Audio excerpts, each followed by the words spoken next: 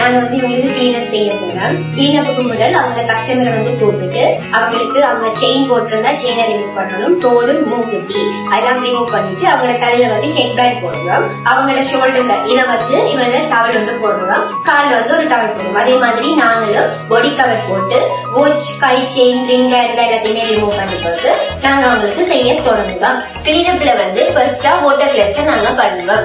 Water cleanser ஏன் நாங்க பண்றோம்னா, வாட்டர் கிளென்சர் வந்து அவங்க வந்து அவங்களோட ஸ்கின்ல வந்து பவுடரோ பூசிக்கலாம், இல்லாட்டி ஆல்ரெடி அவங்க கிரீம் எதுவும் யூஸ் பண்ணி இருப்பாங்க. அதை கிளென்சர் பண்றதுக்காக தான் ஃபர்ஸ்ட் வாட்டர் கிளென்சர் நாங்க பண்ணுவோம். வாட்டர் கிளென்சர் எடுத்து நாங்க இதால வாட்டர் கிளென்சர் பண்ணுவோம். வாட்டர் கிளென்சர் கட்டாயமா நீங்க கிளீனப் செய்யறதுக்கு முதல் வாட்டர் கிளென்சர் பண்றது வந்து முக்கியம். அடுத்ததா இவங்களுக்கு வாட்டர் கிளென்சர் பண்ணிட்டு தானே, அடுத்ததா இவங்களுக்கு வந்து ஃபேஷியல கிளென்சர் பண்ண போறோம். சரியா? கிளென்சர் என்ன, அவங்கள வந்து டெட் ஸ்கின், இப்ப வந்து அவங்களுக்கு வந்து முதல் கிரீம் யூஸ் பண்ண அதெல்லாம் ரிமூவ் பண்ணுவேன். இப்ப டெட் ஸ்கின்னை வந்து இல்லாம அதை செய்யறதுக்காக தான் நான் உங்களுக்கு வந்து கிளென்சர் பண்ண போறேன்.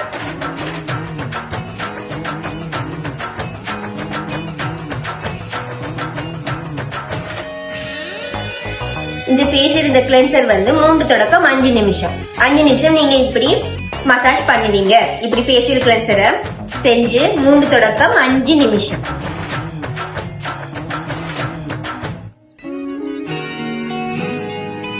வாட்டர் கிளென்சர் பண்ணினதுக்கு பிறகு ஃபேஷியல் கிளென்சர் போட்டுட்டு 3 தொடக்கம் 5 நிமிஷம் செஞ்சுட்டு இதை ரிமூவ் பண்ண போறீங்க.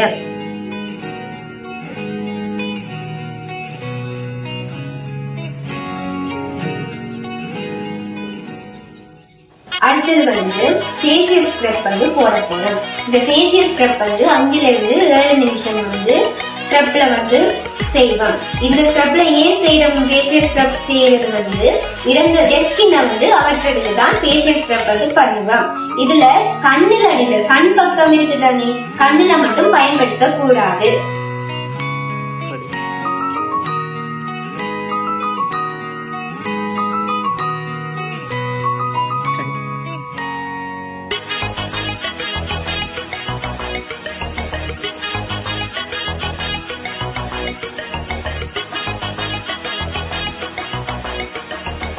கண்ணடியில மட்டும் படாம இந்த ஸ்க்ரப்பை வந்து ஸ்க்ரப் பண்ணினீங்கன்னா ஓகே. இது வந்து எவ்வளவு நேரம் செய்ய போறோம்னா 5 இருந்து 7 நிமிஷம் இந்த ஸ்க்ரப் பண்ணுவோம். ஃபேஷியல் ஸ்க்ரப்ல வந்து 5 இருந்து 7 நிமிஷம் விட்டதுக்கு பிறகு அதை ரிமூவ் பண்ணுவோம்.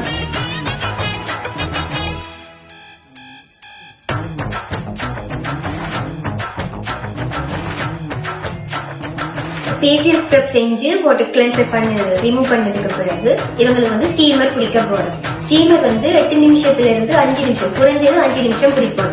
அது வந்து என்னதுக்கு, இப்ப பிம்பிள் இருக்கிற ஆட்களுக்கு, இவங்களுக்கு பிம்பிள் இருக்கு தானே, இப்ப பிம்பிள் இருக்கிற ஆட்களுக்கு வந்து இந்த போர்ட்ஸை வந்து ஓபன் பண்றது, இந்த பிம்பிளை வந்து நாங்க ரிமூவ் பண்ண போறோம், ஒயிட் ஹெட்ஸ், பிளாக் ஹெட்ஸை ரிமூவ் பண்ண போறோம். அதுக்காக இப்ப நார்மலா ஸ்டீமர் பிடிக்காம நாங்க white heads, black heads remove பண்ண இயலாது. சரியான மாதிரி வலி வலிக்கும், வேதனையா இருக்கும். அதனால நாங்க ஸ்டீமரை பிடிச்சா, ஸ்டீமர்னா என்ன, ஆவி பிடிக்கிறது, ஆவி பிடிச்சா அது வந்து ஓபன் போர்ட்ஸ் வந்து ஓபன் ஆகும். அதனால நாங்க அந்த black heads, white heads remove பண்ணும்போது ஈஸியா ஓகே. இவங்களுக்கு வந்து நாங்க ஸ்டீமர் பிடிக்கும் போது வந்து அவங்க கிட்ட கஸ்டமர்கிட்ட வந்து நாங்க கேட்போம், ஆகலும் ஹீட் வந்து வருகுதா, இவ்வளவு தூரம் நீங்க வச்சிருந்தீங்கன்னா ஓகே. இப்ப அவங்களுக்கு வந்து ஆகலும் ஹீட் பிடிக்குதுன்னா நாங்க கொஞ்சம் விளத்தி வச்சிருக்கணும். ஆகலும் ஹீட் அவங்களுக்கு சூடா இருக்குது அப்படின்னா நாங்க வந்து நிப்பாட்டணும். ஒரு 8 நிமிஷத்துல இருந்து நீங்க டைம் பார்த்து 8 நிமிஷம், குறைஞ்சது 5 நிமிஷம் நீங்க அவங்களுக்கு ஆவி பிடிக்கணும். அதுக்கு பிறகுதான் நீங்க ஒயிட் ஹெட்ஸ், பிளாக் ஹெட்ஸால ரிமூவ் பண்ண தொடங்கணும். அதுக்கு முதல் வந்து நீங்க செய்ய இயலாது. அவங்களுக்கு வந்து வேதனையா இருக்கும். கஸ்டமருக்கு வந்து வலிக்கும், அந்த பரு வந்து எடுக்க முடியாது தானே, அவங்களுக்கு ஆவி பிடிச்சாதான் எடுக்க இயலும். இவங்களுக்கும் லைட்டான மாதிரி பிளாக் ஹெட்ஸ், ஒயிட் ஹெட்ஸ் எல்லாம் இருக்கு தானே, இதுல வேர்க்க மட்டுமே. ஒரு 8 நிமிஷத்துல இருந்து ஒரு 5 நிமிஷம் விடுங்க. இப்ப இவங்களுக்கு ஒரு 8 நிமிஷம் வந்து நாங்க ஸ்டீமர் பிடிச்சிட்டோம். இப்ப white heads, black heads remove பண்றது இதுதான். இந்த மூக்கடியில எல்லாம் அவங்களுக்கு கூடுதலான பாகம் இந்த ஒயிட் ஹெட்ஸ், பிளாக் ஹெட்ஸ் இருக்கும். பார்க்க விளங்குது அவங்களுக்கு.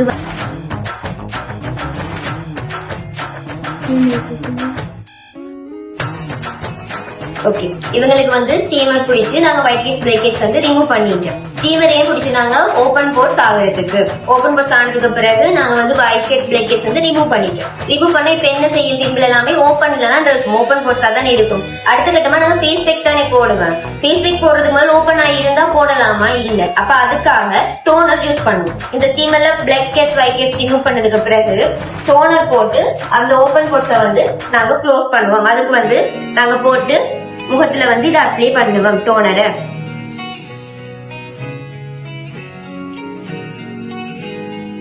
நாங்க வந்து உங்களுக்கு டோனரும் போட்டு ஓபன் போர்ஸையும் வந்து க்ளோஸ் பண்ணிட்டோம். அடுத்ததான் என்ன பண்ணுவோம், ஃபேஸ் பேக் போட போறோம்.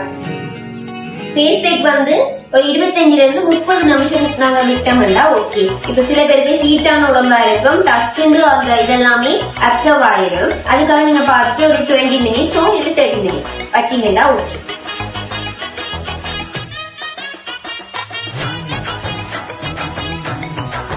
ஃபேஸ் பேக் வந்து 25 இருந்து 30 நிமிஷம் விட்டுட்டு அதுக்கப்புறமா நீங்க திருப்பியும் அதை வந்து கிளென்ஸ் பண்ணி கழுவுவீங்க.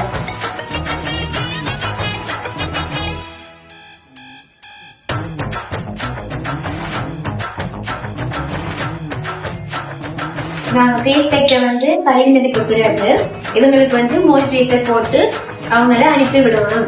அவங்கள்ட்ட வந்து கஸ்டமர்கிட்ட வந்து நாங்க ஃபேஸ் கிளீன் அப் பண்ணினதுக்கு பிறகு நாங்க சொல்லணும் அவங்கள வந்து வெயிலுக்குள்ளேயோ தூசு துணிக்க அந்த இடங்களுக்கு போகக்கூடாதுன்னு. அவங்க போய் சோப்போ ஃபேஸ் வாஷோ இன்னைக்கு மட்டுமிட்டைக்கு மார்னிங் செஞ்சாங்கன்னா நாளைக்கு தான் யூஸ் பண்ற மாதிரி இருக்கணும். அவங்க கிட்ட கஸ்டமர்கிட்ட வந்து எல்லாத்தையுமே சொல்லித்தான் நாங்க அனுப்பணும். அவங்க கிட்ட வந்து ஃபேஸ் வாஷோ என்ன ஒரு வைட்னிங் கிரீமோ என்ன ஒரு டே கிரீமோ அன்றைய நாள் வந்து யூஸ் பண்ண கூடாது. அவங்கள எல்லாம் சொல்லி கஸ்டமர்கிட்ட சொல்லித்தான் அவங்கள வந்து அனுப்பணும்.